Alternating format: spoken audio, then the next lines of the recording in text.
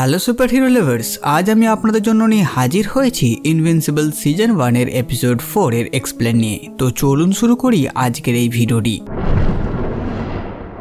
এপিসোডের শুরুতে আমরা ইজিপ্টে একজনকে দেখি, সে কিছু সন্ধান করছে। তার কর্মচারীরা হয়তো সেটা খুঁজে নিয়েছে বিশাল ভারী একটা দরজা যেটা ক্রেন দিয়ে তোলা হয়, আর লোকটি সেটার ভেতরে যায় আর সে ভেতরে একটা সার্কোফেগাস পায় আর সেটাকে হাত দেয় যে শুয়ে আছে তাকে জাগাবার জন্য। সেটা ঢাকনা ভেঙে যায় আর সবুজ আলোয় ভরে যায় চারিদিক, আর সেখান থেকে উঠে আসে একটি মমি। তখন সে চেঁচিয়ে ওঠে, বাইরে সবাই ভয় পেয়ে যায়। এই পাগল কাহরকে আবার জাগিয়ে দিয়েছে। সেখানে শুরু হয়ে যায় তুমুল ঝড়। লোকটি দৌড়ে বাইরে আসতেই যাবে, সে ভারী দরজা তার উপরে এসে পড়ে আর সে মারা যায়।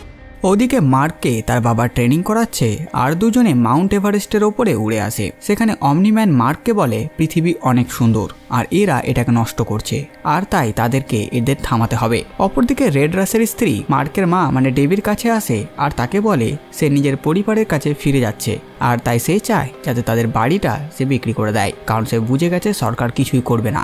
এতদিন হয়ে গেল কেউ খুনিকে ধরতে পারলো না কেন, আর তাই তার বিশ্বাস সরকার জানে খুনিকে। রাত্রে মার্ক ও তার বাবা ফিরে আসে।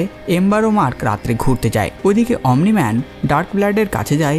ডার্ক ব্লাড তাকে বলে যে সে তারই অপেক্ষা করছিল আর বলে তুমি গার্ডিয়ানসদের মেরেছো তাই না? অমনিম্যান বলে তাদেরকে তুমিও মারতে পারো, কারণ হতে পারে তুমি এখানে তাদের মারতে এসেছিলে, কারণ এমনিতেও তুমি একজন রাক্ষস। আর ডার্ক ব্লাডকে হুমকি দেয় যে পরের বার আমার বাড়ি থেকে দূরে থেকো।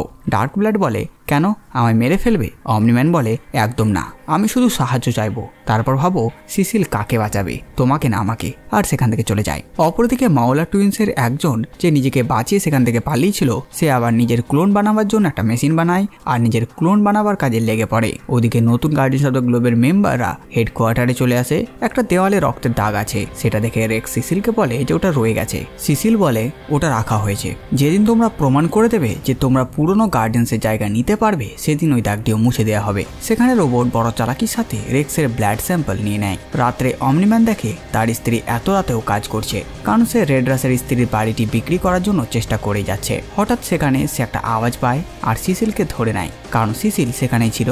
সিসিল বলে সে দরজায় টেলিপোর্ট হতে গিয়ে ভুল করে ঘরের ভেতরে হয়ে গেছে। মার্ক বাড়ি ফিরে আসে। সিসিল এসেছে কারণ সে একটা মিশনের জন্য 4 জনকে মঙ্গল গ্রহতে পাঠাচ্ছে, কিন্তু অমনিম্যান বাহানা দেয় পৃথিবীতে তার দরকার পড়বে। তখন মার্ক যাওয়ার জন্য বলে, কিন্তু তাকেও তার বাবা পাঠাতে রাজি নয়। মার্ক প্রথমে ভাবে চাঁদে যাবার মতন সে যাবে আর চলে আসবে, কিন্তু সে জানতে পারে 2 সপ্তাহের ট্যুর হতে চলেছে এটা। 2 সপ্তাহ শুনে মার্কও মানা করার জন্য ভাবে। তখন তার মা বলে জীবনে অনেকেই তোমাকে তোমার শক্তি ব্যবহার করা শেখাবে, কিন্তু প্রতিবার ডিসিশন তোমার নিজের হওয়া চাই যে তোমাকে কি করা উচিত আর কি করা উচিত না। যা শুনে মার্ক রাজি হয়ে যায় যে সে যাবে। যা শুনে সিসিল বলে কালকে তারা রওনা দিচ্ছে, তাই তৈরি হয়ে নাও। এদিকে সিসিলের রাইট হ্যান্ড সিসিলকে জানায় তারা অমনিম্যানকে পাঠানোর প্ল্যান করছিল যাতে সে পৃথিবীর বাইরে চলে যায় আর এরা এই কেসটাকে ইনভেস্টিগেশন করতে পারে। কিন্তু মার্ককে পাঠিয়ে আমাদের কি লাভ হবে? সিসিল বলে এতে উপকার আছে, আমরা এর ব্যাপারে জানতে পারবো আর এর নিয়তের ব্যাপারেও। এরপর মার্ক স্কুলে ইভের সাথে দেখা করে আর তাকে জানায় সে এম্বারকে তার আইডেন্টিটির ব্যাপারে জানাবে কি জানাবে না সেটা ভেবে পাচ্ছে না।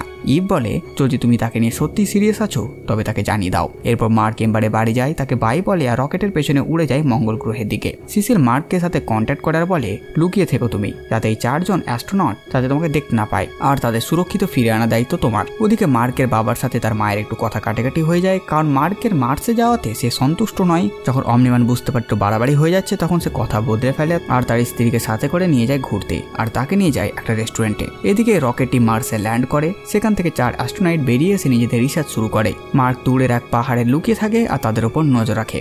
বেশ খানিকটা সময় কেটে যায়। মার্ক দেখে কেউ নেই, 4 জনই নিখোঁজ। রকেট ও রিসার্চের জিনিসপত্র আছে, অ্যাস্ট্রোনট ট্রাই নেই, আর একটা দাগ দেখা যায়, কেউ তাদের টেনে নিয়ে গেছে। ওদিকে রেস্টুরেন্টে তারা স্বামী স্ত্রী কথা বলে। নোলান জানায় সেদিন কেবলমাত্র সেই বেঁচে গেছিল আর তাই তাকে সিসিল সন্দেহ করছে, কিন্তু তার স্ত্রীকে বলে যাতে সে তার উপর বিশ্বাস রাখে। হঠাৎ সেই শহরে ড্রাগন অ্যাটাক করে। ডেভি তাকে যেতে বলে সবাইকে বাঁচাবার জন্য।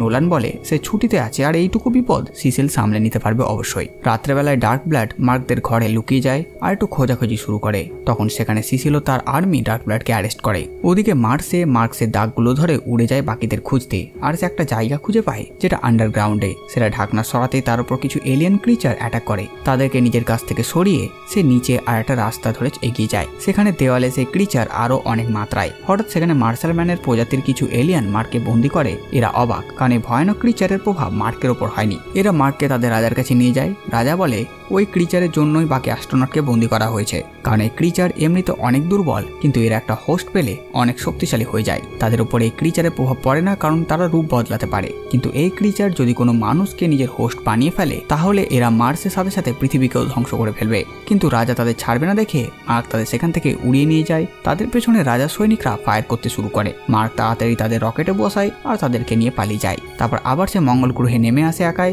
আর সেখানে একটা পাথর নিয়ে নেয় যেটা সে অ্যাম্বারকে দেবে, আর আবার উড়ে যায়। অ্যাস্ট্রোনটের মধ্যে একজনের স্যুটে সে ক্রিচার ছিল, যেটা কেউ জানতেই পারেনি। হতে পারে এই ক্রিচার এই মানুষটিকে নিজের হোস্ট বানিয়ে ফেলেছে। তারপর আমরা দেখতে পাই এই ক্রিচার রূপ নিয়ে পৃথিবীতে চলে এসেছে। ওদিকে আসল অ্যাস্ট্রোনটকে পুরোপুরি হোস্ট বানিয়ে নিয়েছে সেই ক্রিচার। মার্সে সে রাজাও তার সাথীদের উপর সে আক্রমণ করে। পরদিন স্কুলে গিয়ে মার্ক এম্বারকে সে পাথরটি দেয়। সিসিল ডার্ক ব্লাডকে ধরে নিয়ে যায় আর তাকে আবার নরকে পাঠিয়ে দেয়। ওদিকে আমরা দেখি রোবট কারোর বডি বা ক্লোন বানাচ্ছে, আর তার কাছে এখন রেক্সের রক্তও আছে। আর এই এপিসোডটি এখানেই শেষ হয়ে যায়। তো বাস বন্ধুরা, এই ভিডিওতে বাস এতটুকুই। আপনারা কমেন্ট করে জানান ভিডিও আপনাদের কেমন লাগলো। সাথে সাথে আমার এই কাজ যেটা আপনাদের ভালো লাগে ভিডিওটি লাইক, চ্যানেলকে সাবস্ক্রাইব করে দেবেন। তো আমি আসছি আবার একটা নতুন ভিডিও নিয়ে। আমি প্রিন্স সালমান, আর আপনারা দেখছিলেন বাংলা মুভিজ।